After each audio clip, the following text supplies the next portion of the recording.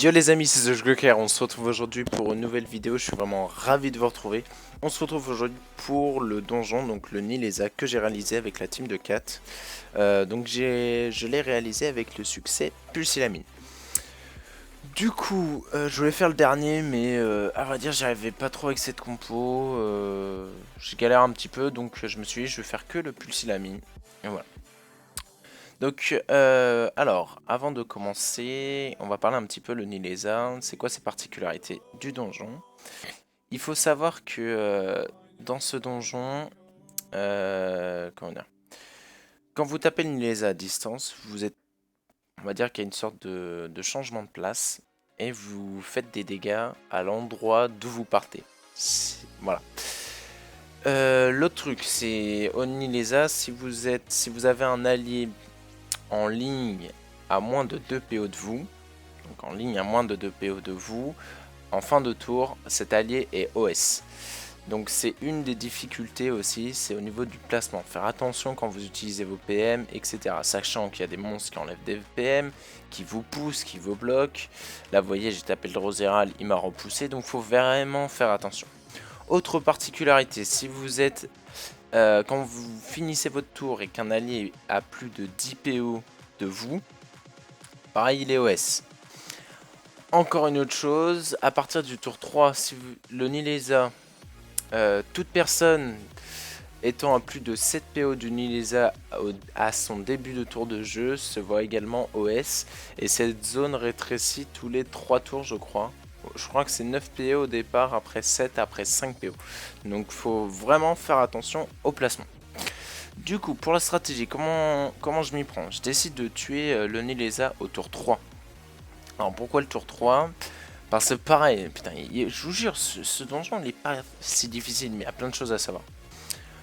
Le Nilesa, la particularité qui est là aussi, c'est qu'il a un sort au tour 4 qui n'est pas débuffable, je crois. Du moins, j'ai pas essayé. Je crois pas qu'il est débuffable. Quand vous le tapez, il reprend des points de vie. Donc, c'est-à-dire que vous faites pas beaucoup de dégâts. Et comme il se reprend de la vie, bah, c'est difficile de le tuer. Donc, du coup, il a ce sort-là tous les 3 tours. Et il le lance le tour 4. Tour 4, tour 7, tour 7, tour 10, etc. etc. Donc je décide de le tuer tour 3. Donc là on est le début du tour 3. Donc voilà, pareil pour le désactiver, il faut lui faire des dommages de poussée. Donc c'est pour ça que j'ai fait une épouvante. Je l'ai ensuite stab pour éviter qu'il bouge. Comme ça je peux détacler le boss. Pour le pulsilamine c'est quand même assez important. Alors là vous voyez Lenny met des très très grosses patates quoi, c'est juste abusé. Donc bon voilà. Alors Lenny il vient, je crois qu'il enlève des PM. Ouais, je fais quelques lancers de pièces. Voilà. Petite massacrante. Hop. Et dans ma tête, je me dis, merde, putain, le yop, il est un peu loin. Va falloir que je bon. J'ai fait le con par rapport à ça. Donc, je décide de bon. Hop. De mettre la coco. Je précise, puis je m'aperçois qu'en fait, bah, c'est tranquille. Hein, il meurt tranquillement. Hop, j'éloigne le Dodox et je me place. Donc là, maintenant, le Nilesa est mort. Il y a toujours les conditions de placement, etc. Et il faut tuer maintenant rapidement les monstres. Pourquoi? Parce que l'autre ennemi dans ce donjon, c'est l'érosion. Le Nilesa, à chaque fois que vous échangez de place, vous mettez de l'érosion à vos alliés. Le Dodox vous met de l'érosion. Et c'est des mobs qui tapent vraiment très fort. Donc vous descendez très très vite en vita. Là on voit Lenny par exemple, il a 2800 PDV max. Le Yop est aussi très très bas au niveau Vita max. Et là vous voyez le Dodox remet de l'érosion, etc. Donc il OS le Yop. Donc faut vraiment faire attention. Donc là je me dis la priorité c'est de taper le Dodox. Donc je fais en sorte de taper le Dodox, voilà, hop. Donc le Nessil, il a un sort, c'est un renvoi de dommages. Donc ça c'est chiant aussi, par contre c'est débuffable. Le Drosera, lui, son sort, ça vous fait pousser de 2 à chaque fois que vous le tapez. Donc pareil, c'est assez chiant. Et c'est surtout un mob qui vient, qui vous pousse, qui enlève des PM et qui, en fait, qui vous vole des PM, donc qui se barre à perpète les oies. Donc c'est assez relou. Donc là, vous voyez, je prends 25% d'érosion, donc c'est la merde.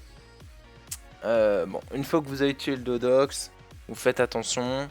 Vous essayez de vous soigner au maximum.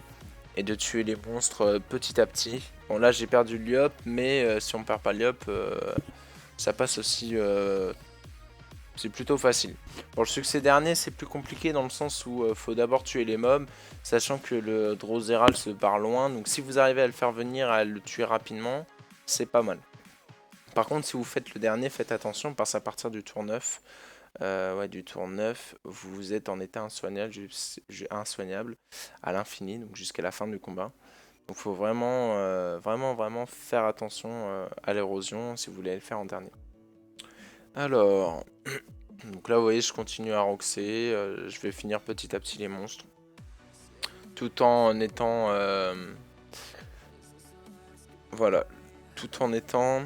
Qu'est-ce que je voulais dire? Ouais, sans finir à côté d'un ennemi. Donc c'est un succès qui est relativement simple. Le succès dernier est un peu plus dur, hein, surtout avec cette compo. Et avec ce placement, c'est vrai. Il y a d'autres placements qui sont plus faciles, on va dire. Après, il y a d'autres techniques. Hein. Mais moi, je voulais pas m'attarder, vraiment. Je voulais faire ça rapidement. Voilà, pour passer vite à autre chose. Donc là, vous voyez, j'ai bientôt fini. Je vais finir normalement le Nézil. Voilà. Hop, c'est fait. Alors pour ce combat, donc vous le voyez, mon Enu était vraiment avec un mode Rox. Parce que comme je vous ai dit, il peut avoir un mode Rox ou un mode retrait PM, mais qui Rox pas. Et là je me suis dit il me faudrait du Rox et du coup bah, j'ai bien fait de lui mettre cette panoplie là. Donc là il me reste plus que le Drosera, donc vous voyez il est chiant, il se barre loin. Enfin, c'est vraiment je trouve un mob de merde. Donc là j'hésite de soigner et en même temps de donner de la puissance aux alliés. Je donne l'épée à Lapino, comme ça il soigne 2 fois. C'est plutôt cool. Donc là j'hésite de chance, de QP, etc. Je me dis allez, hop, on va laisser revenir le Nileza. Voilà, hop. Là vous voyez le Drozeral qui revient et qui reste près de nous. Donc là je me dis allez c'est parti, c'est le moment de faire le café, quoi, de défoncer tout. Donc là je leur envoie des grosses patates. Et puis bah, avec les nus on va taper, puis avec le panda je vais finir. Donc au final un succès pas trop compliqué, mais un donjon qui est plutôt intéressant à faire. Des ressources intéressantes aussi qui se vendent bien, donc c'est plutôt cool. Et ça m'a permis après de faire le succès, donc enfin de faire le compte à rebours avec le succès versatile. Donc ça sera la prochaine vidéo que vous aurez. Voilà. Pour information, donc là vous voyez par exemple, vous voyez comment il se barre loin, il avait 15 PM. Donc c'est vraiment l'enfer quand il a beaucoup de PM. Donc faites surtout attention à ça. Donc j'ai commencé les donjons Abyss, qui rapportent pas mal de kamas en ce moment. J'ai fait le Dantinéa en statue, donc je vous mettrai la vidéo en ligne cette semaine. Et puis là je bloque un petit peu sur le Cthulhu, mais je vais faire des tentats ce soir. Voilà.